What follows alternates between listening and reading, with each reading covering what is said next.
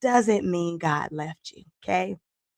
Pain doesn't mean that your faith failed either. And sometimes grief and faith sit in the same room. You can cry and still trust God. You can hurt and still believe God. You can even be broken and still be coming. And tonight, that's exactly what we're talking about. We're talking about what it looks like to trust God while your heart is grieving. Why be somebody else when I can be me? Why be somebody else when I can be me? You're already taken, cause I'm in the making. Cause I'ma be me, I'ma be me, I'ma be me. Yes, sir. I'm so good at being good. There it is.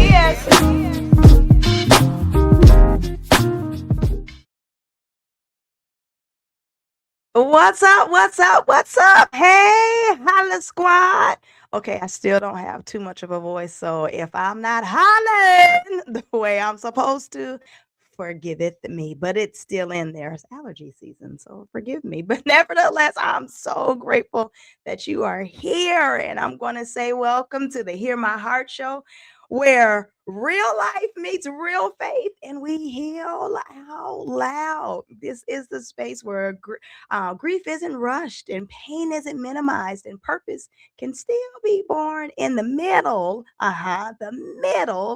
a heartbreak. So if you are a part of the Holla Squad, drop a holla in the comment section. And if you're new, welcome home.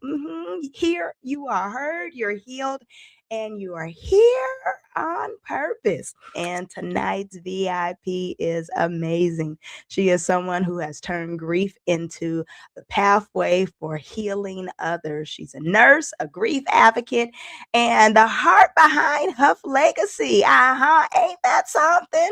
Her work was born from deeply personal loss, caring for her father and her father-in-law through their final journeys, and then losing them just months apart, and then walking alongside her husband through a cancer diagnosis. Baby, this baby is strong right here. Do you hear me?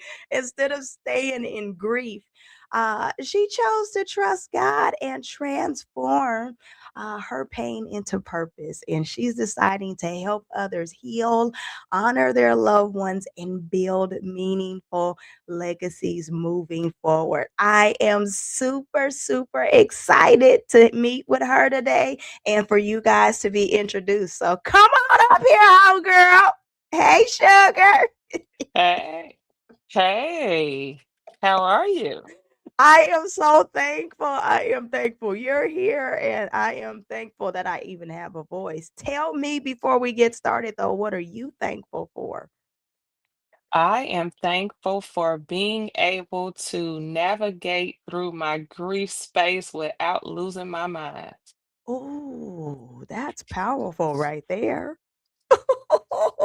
Oh, I absolutely love that, to be able to move through and not lose your mind, because a lot of stuff that you have experienced, baby, yeah, it would be meaningful for you to go ahead and your mind just to be gone, and forgive me for just being honest with that. That just seems like, even just in my introduction of you, there has been a lot that you have experienced, and the loss of your father-in-law and your father just 4 months apart, and then your husband's diagnosis shortly after that. What was happening in your heart during that season? Well, my heart was devastated because my father-in-law had passed in November of 23. So Okay. we had flew my dad here. My dad actually did one of the prayers in my father-in-law's funeral. He was here November, December, and January. My dad was, and he was like, I'm ready to go home. I want to go back to Indiana. I'm ready to go home. So I was like, okay, Dad. So right after the Super Bowl, life shifted. He started feeling bad, and so he never asked to go to the doctor or anything. But he told my god brother, he said, I don't feel good. So my god brother took him to the hospital February the 13th. Okay. They admitted him. So I flew home to Indiana on Valentine's Day, which was also the all-star time.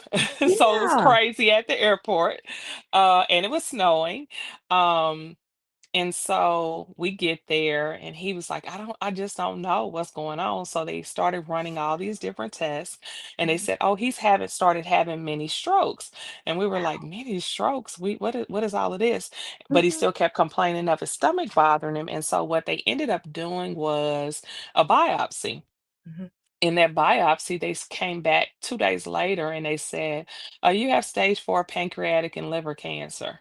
So Mercy. I'm sitting there saying, okay, being having the hospice background, Mhm. I'm like, I know what that means because Mhm. pancreatic cancer is one of the worst. So I automatically knew we in trouble, but I was like, okay. So I'm asking him, I'm saying, Daddy, well, what are you thinking? What are you feeling? And he said, I trust God no matter what. And I'm like, Mhm. but no, what are you feeling? He said, no, I trust God no matter what. He's gonna heal me one way or the other. And I Mhm. said, okay. So at that point, I had a decision to make. Was I going to um, be truly an advocate, like I say I'm an advocate, and Mhm. do what it is that he wants, or am I going to try to push my wishes on him? And I knew that if he wanted Yeah. to trust God and he wanted to transition, his thing was, I just want to die. When the doctors told us there was nothing that they could do, he Okay. said, I just want to die at home. So I had to be okay with that, because not only is my dad, he was my best friend. We talked about everything 4 or 5 times every single day. And so I'm sitting here looking, saying like, this has to be a joke. Like, we just did this with my father-in-law, and how am I doing this with you? Why? And so I was heartbroken. I literally was angry and everything, because I'm like, I'm taking care of your people. Mhm. He takes care of your people. He serves your community. Why him? All these people that's terrible people. And not that I had really had permission to ask.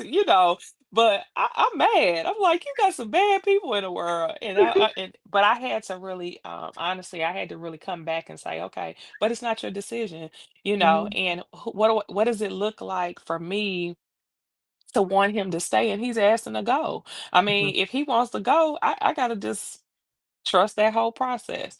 And so he got the diagnosis on February 16th. March the 10th, he was gone. So three That's weeks and one quick. day. Yeah, yeah. 3 weeks and one day he was gone. And so I just I was stuck. I really was stuck, because I couldn't believe that I had just walked through that with my father-in-law and then my daddy. I'm like, Yeah. wait a minute, no warning, nothing. It wasn't like we had any indication anything was going on, because he's very much goes to the doctor. Mhm. But it that's what I was faced with. Wow. That's So even more, interesting though, because you're saying he's gone to the doctor, so he wasn't scared. Because sometimes we and our men mm, can, "I ain't going to the doctor. No, I'm alright. It's just a sniff." mm-mm, Or, mm-mm, "No, just my shoulder, it's an old football injury." So, like, mm-mm, we're okay, but he didn't have that kind of problem. mm-mm. Nothing appeared. If he didn't feel good, he going to the doctor.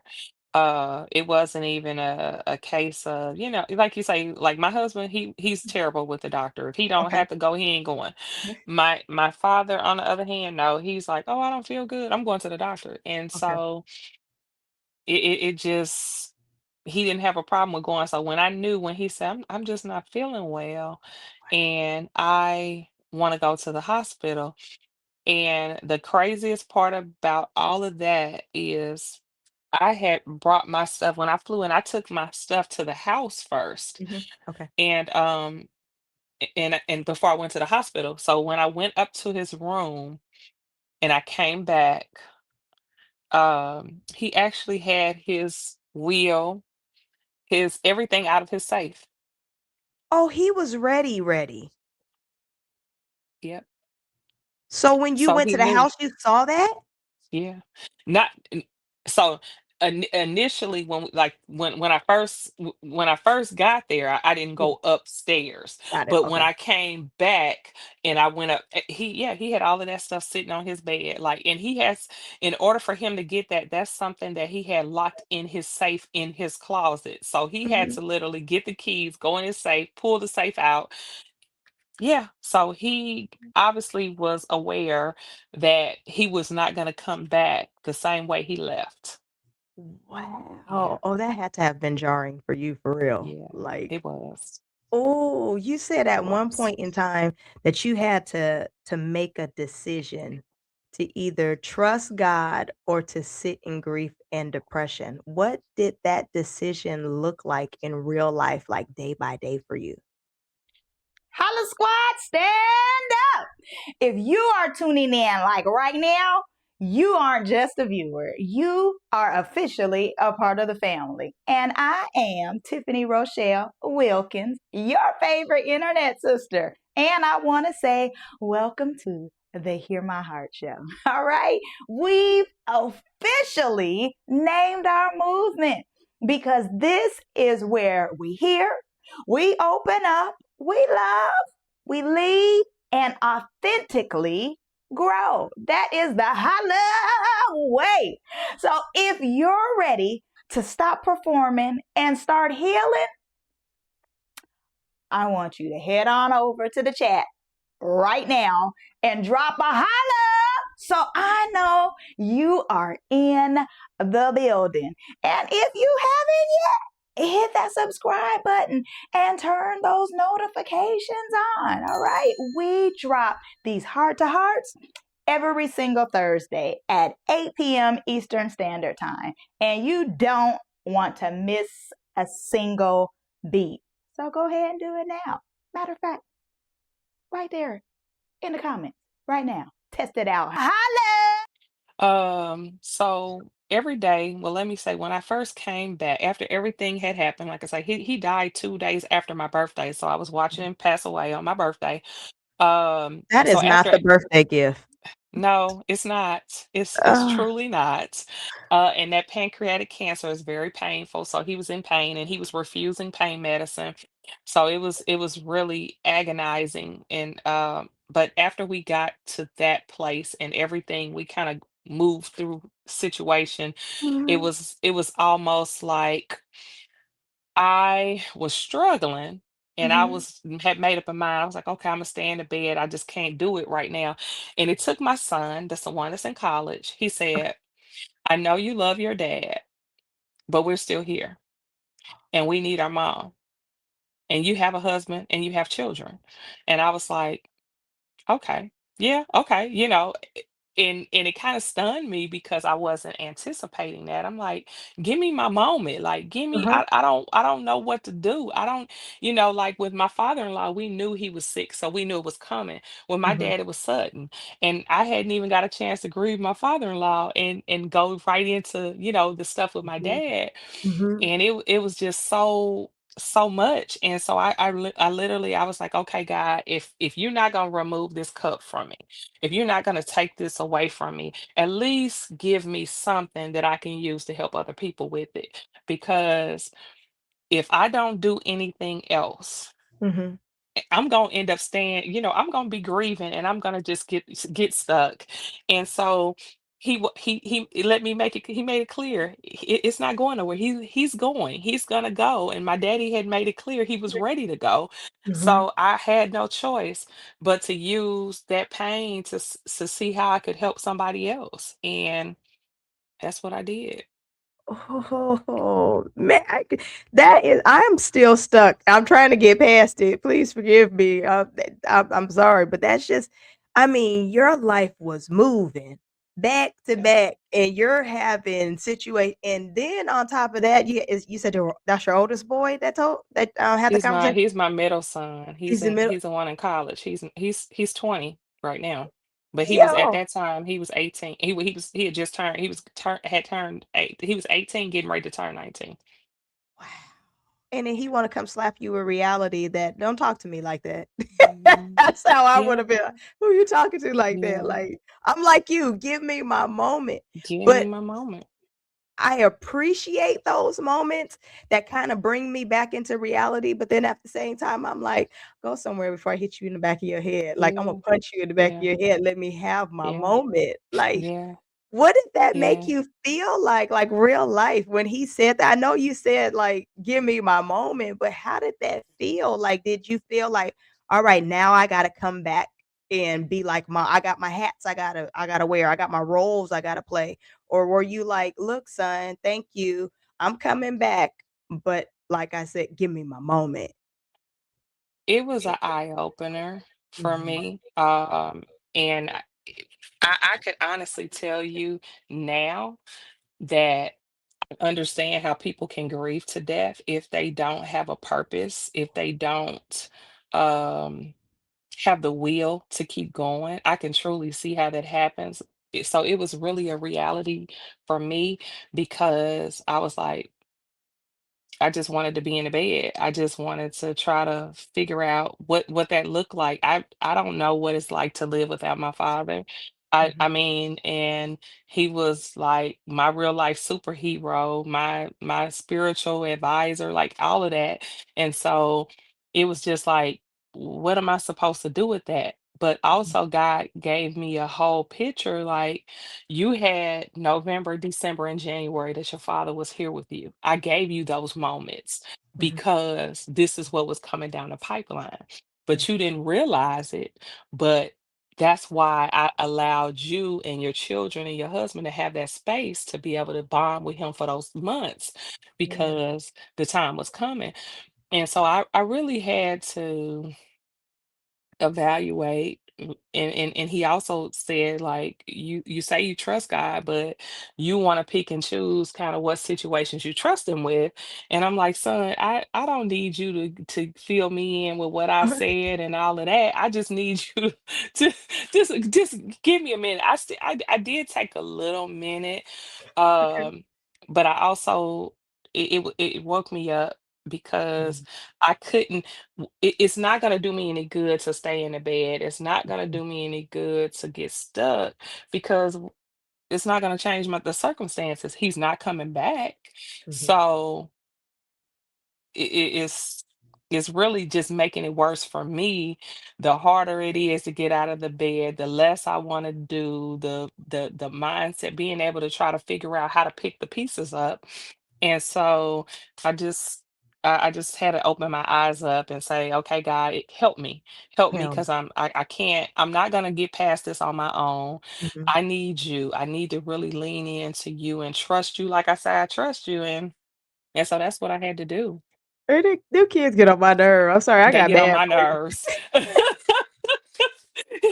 He don't got need on you my to go nerves telling me too. don't be telling me scripture, don't go giving me all these good old Girl. quotes and stuff, like, "Get out my room." That's what I'd be like, "You know what? Get out my face." Girl, I was like, did he just go with the what?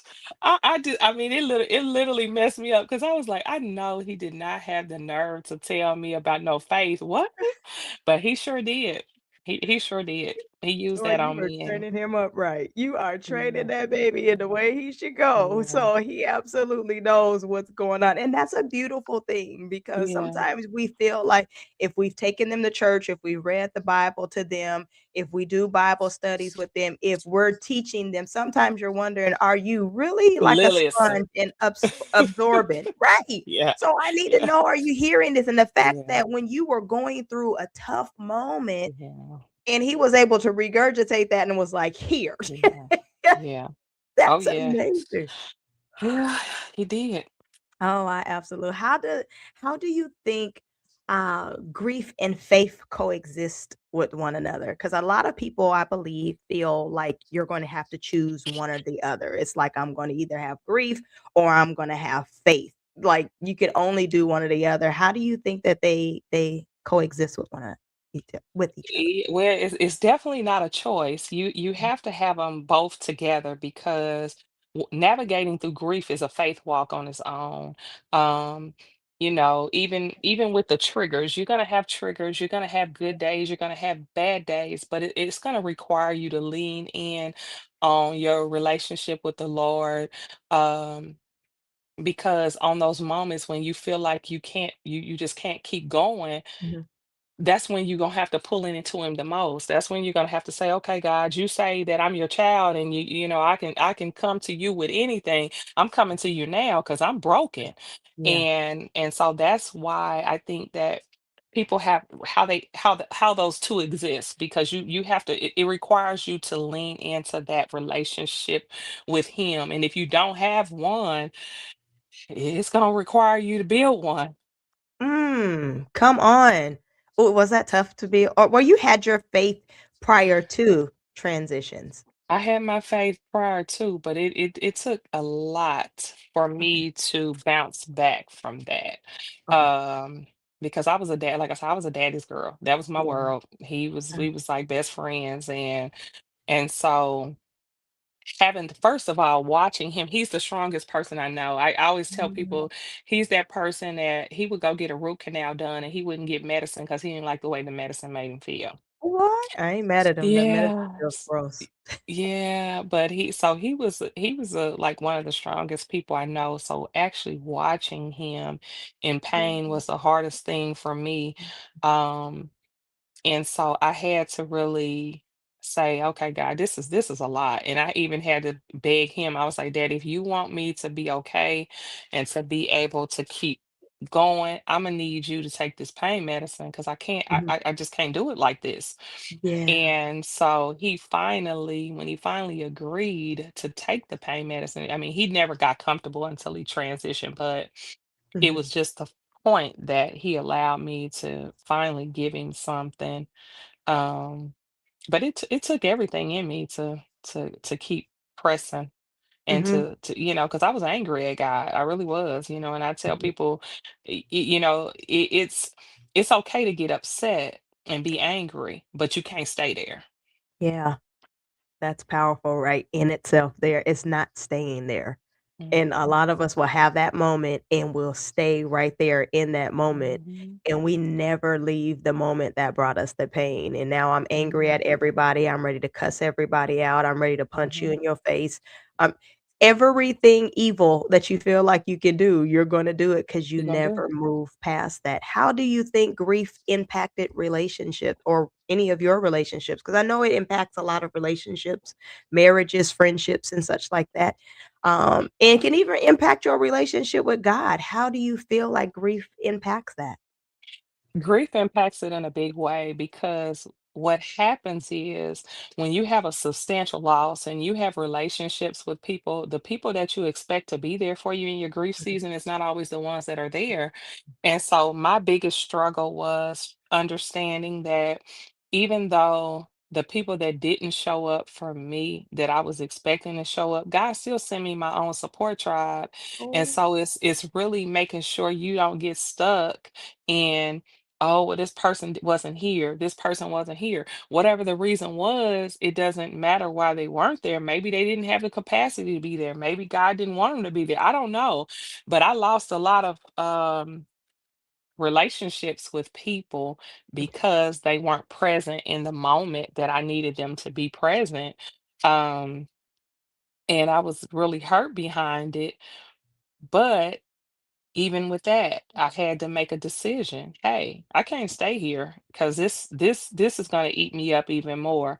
I'm mhm, not going to focus on who wasn't there. I'm going to focus on who God sent to me. good stuff. Oh, that's amazing to focus on who God sends you, because sometimes you're absolutely right. Those friends that you have around or that could have been even the ones that were in your inner circle, and Mm. then next thing you know, it's I'm experiencing this moment when you called me, when your homeboy or your whatever was going through, I was there for you. Now Yep. this is a major loss. I'm a Yep. daddy's girl, you know, Yep. I am well, you may not know how I feel, but you can see what I'm Yeah. experiencing and you're nowhere to be found. I'm just texting Yeah. you and saying, "Hey, I'm having a moment." And you take 30 hours to respond to Yeah. me. Wait a minute. Now I Yeah. understand the whole world doesn't revolve around me, but at this moment I need the world to revolve around me. But it's Yeah. amazing how God does, how he sends the right people at the right time. And it's never the ones that you expect. You want the Mhm. expected ones, Mhm. you appreciate because you're comfortable with them.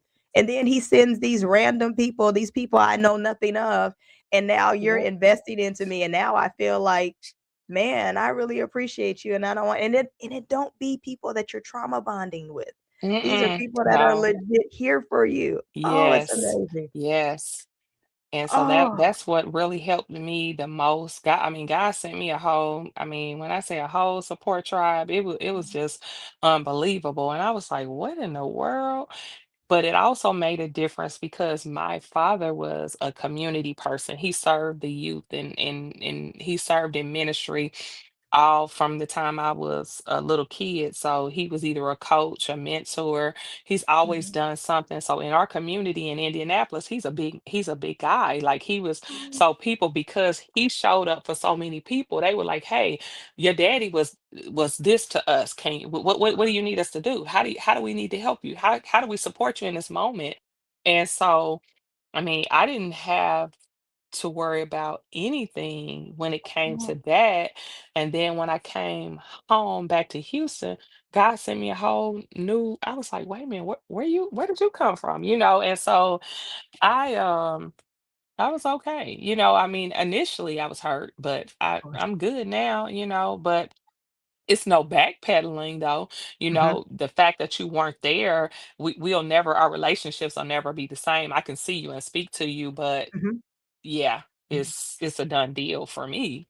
Yeah. But I pray for you. I Oh. still like you as a person, but I Mhm. I will never have the relationship with you that I had before. Hey, man, come on, boundaries. You set your boundaries, and you are not playing with them, are you? Mm-mm, mm-mm, not at all.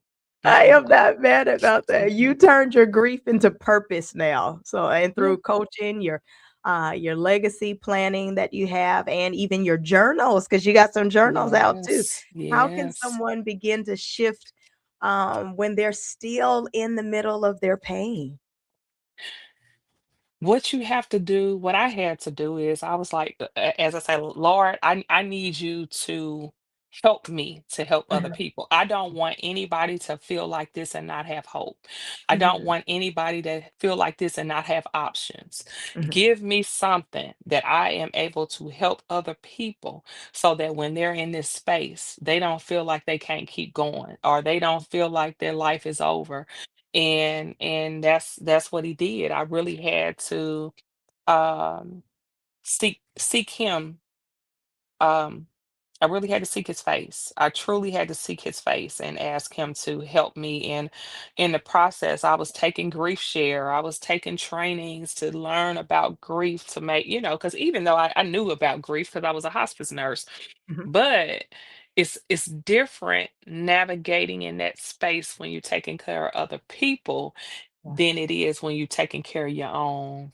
Mhm. And so even though I treat them like they're my family, it was no experience like losing my father. That was just a whole different um now it's giving me a whole different level of compassion. I was already compassionate because that's hospice is a wonderful thing to help people navigate through the True. death process. But now my level of compassion is on a whole different level because I've experienced it in a way that is just unimaginable with having to deal with it with my dad. So I looked forward to studying grief, understanding, okay, what is it? And also using what I had to experience, what I felt to be able to help other people to say, hey, when you get to this space, this is what you can do. Let me, Mhm. and I think that is if they have it in their mind that that's what they want to do. And then also, I also am an advocate for the mental health. Yeah. Hey, if you need medicine, take it. Therapy, all of Absolutely. that. I had to get on medicine because I was not able to function Mhm. in this situation with me navigating through all the stuff I was going through. I didn't even know that I was functionally depressed. I was literally having dealing with functional depression and had no clue Mhm. because I was like, well, I'm going to work and I'm doing this and I'm doing that, but literally I was dying on the inside. Mhm. So I advocate for people, hey, if you got to go to therapy, go to therapy. If you got to take medicine. Whatever it takes to help you to get to that next place, you got to be willing to do that. Mhm. Oh, that's powerful there, because 'cause I'm an advocate for that as well. Like, people Mhm. be serious. I am so serious about therapy. I'm serious about getting you a coach. I'm serious. I too had to take medication because, depression and anxiety was real for me at one point in time. Yep. And, like, had it not been for those medications that I do not discount God. I promise you I Mm-mm. don't. I believe Mm-mm. he used these doctors down here to help get me on the right path. Oh yeah. So, like, I am with you. I'm so sincere with that. Get you some medicine, get you a doctor, Mhm. don't be scared to talk to them so you can get back on the path that you need. You may not need to take them for the rest of your life. And I Yeah. think sometimes that's what some of us get scared at, that, like, if I get started on that, now you're going to label me as this, and this is what you're always Yeah. going to see me as. That doesn't have to be your forever. It just may It get don't. you back to the place where you need to get to. Yeah. So, yeah, I'm grateful that you said that. If you look at the word heart, you'll see the word ear in there, right? Mhm. And so ear is inside of that. I'm going to tell you, you have our ear. Now let's hear your heart. What is the final word that you will love to leave with the Holla Squad? When we see your name, when we hear you, what is it that you will love to leave with us? That it is okay for you to feel how you feel when you're navigating through your grief space, that it is okay to not feel like you have to rush. There's no timeline on grief. There are going to be triggers. There are going to be days that you have that are good days, that are bad days, and just know all of them are okay. Don't let anybody try to rush you. Don't let anybody try to tell you how you should feel, because that is grief is I always tell people grief is based off relationships and it's based off individual. If you feel you may grieve, you can have siblings and they grieve different. You can have, so no one is going to grieve the same. And so however you need to do to for you to heal, do that. If you have to journal, I'm an advocate for journaling. Get you a journal and write how you're feeling. And then also, all grief is not from death. Some grief is because you lost a friendship, a relationship, whatever that looks like for you. It is okay for you to grieve, but make sure in the process of everything that in the middle of all of that grief, that you're taking care of yourself. Because if you don't take care of yourself, guess what? You can't take care of anybody else. It's offering time. Yeah. Hey, it is what it is. And the hardest part, I must tell you this last part here. The hardest part for me was when my husband was in the hospital with his surgery. He had three different cancers within his body. At Three. one time? Yes. And so Mercy. and so he ended up what was supposed to be a 2-day stay in the hospital was 20 days. So just imagine walking in the hospital for me that had just navigated in this space with my dad sitting on his bed, all of that. It was a trigger for me. Soon as I Absolutely. walked the hallway, had to hit the ground because I couldn't, I was stuck. I was like, oh my gosh, I was back to that place.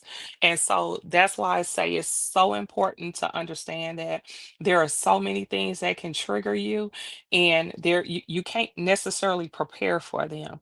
So just make sure that you are taking care of yourself, because it's gonna come, and sometimes it's unexpected. Sometimes it could be music, songs, clothes, scents, Mhm. stores, places. So just Yeah, take care of yourself and lean into our Heavenly Father. absolutely. What was one of the favorite things that you did for you that got you back onto, like, a self-care thing? What was something you did? Journaling, Mm. walking.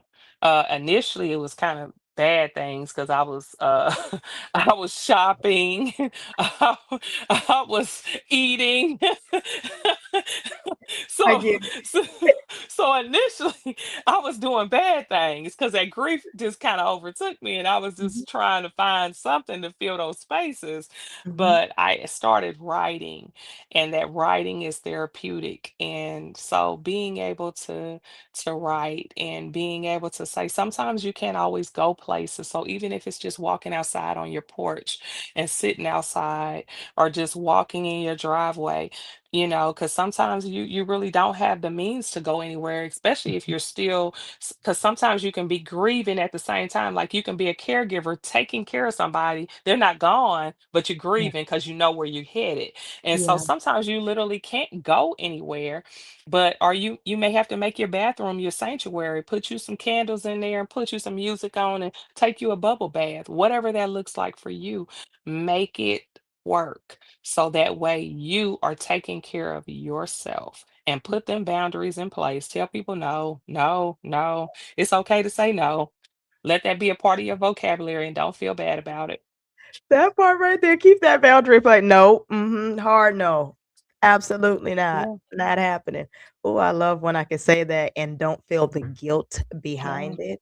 no I will guilt. not allow anybody to guilt me out of my no. If you want me to do something and I know I don't have the capacity for it, Capacity. I'm Yeah. going to tell you no, and I know it's something that you probably really need, and it's probably something that I love doing, but in that moment, I don't have the capacity for it. Yeah. And I won't allow you to pull on my heartstrings anymore to tell Mm-mm. me like, "Hey, but I really need." Yeah, but I need. So Mm-hmm. I choose me, and I Yeah. am saying absolutely not. Now, Yeah. maybe later on, it could be something that if you still need it, maybe I can, but in that now, Yes. hard no. Hard no. Yeah, because your crisis is not my emergency. I mean, I have to have that mindset, because people will drain you, and you'll sit up and have nothing left, literally nothing, and you can't. Who you gonna call? I mean, Mhm. when you're down to absolutely nothing, who are you gonna call? I Not mean, and Ghostbusters. and and your family needs you. Like, you're literally, you have to still be able to do what your family needs for you to do. So if you allow all these outside people to take everything you have, how's that gonna work? Right. Mm-mm. Yeah, Mm-mm. no. Yeah. Oh, I absolutely love that. Listen here, sugar. How do we get your information? Like, how do we follow you? And like, you have your journals and such. If somebody wanted you to help them navigate through that, is that something we can do? And how do we get in contact with you? Yes, most definitely. I am a grief coach, so I would love to help people navigating in that space. Of course, my heart is toward the daughters. However, I can help anybody. I can give you my telephone number to reach me is 346-460-8610. And I mean, that's what I'm here for. If people need me, I'm definitely here, because I know what it feels like to navigate in that space and feel like you alone. So Mhm. I definitely don't want anybody else to have to go through that by themselves. That's If I good. can be of any assistance to them, I definitely will. Okay, good stuff. I appreciate. And your journals. Where do we get those at? They are on Amazon. Okay, good stuff. Good stuff. Okay, dope. Super dope. Lulu, Amazon, and but just Amazon. We'll just say Amazon, but they're on some other different places too, but just Amazon. So, because I don't want to. I got you. So I got if they put in my name, they can find them, because they're all on there. So if they put in okay. Rochelle Boyd-Huff, they'll find them. Oh, okay. Super dope. I really appreciate you. Thank you so much. Just keep your faith, stay strong, and know Man, that there's nothing that you can't get through with God and a support system. So good. just that's really it. Look for resources, and don't be afraid to ask for them, because they're out there. Mhm. That's the part right there. Don't be afraid to ask, because Yep. a lot of us are afraid to ask for stuff, but if you want to legit be better, and if you really want help for real, you have to be able to ask. Because I might not be able to help you through the grief, but now I know somebody that I can call on, Yeah. that will Yeah. be able to, because that's not my specialty, Yeah. and I don't feel like anybody is taking anything, I can help you too by leading you to somebody that can help you. So Yeah. that doesn't take anything away from me. See, you like me. I have no problem with navigating. If I can't do it, guess what? I'm gonna send you to some because if it's not my lane, I'm not gonna be effective at it anyway. So I'm not gonna try to do something and get, somebody just to say, oh, I'm doing that. No, I'm gonna let you have that. That's your lane, baby. Have You at got it. that. You got it, You right? got it. Yeah. Holla Squad, listen here. Oh my God, I think that was an absolutely amazing conversation. That was real life permission to grieve and still believe, right? Oh God, I absolutely love her. We have our names somewhat similar, Rochelle.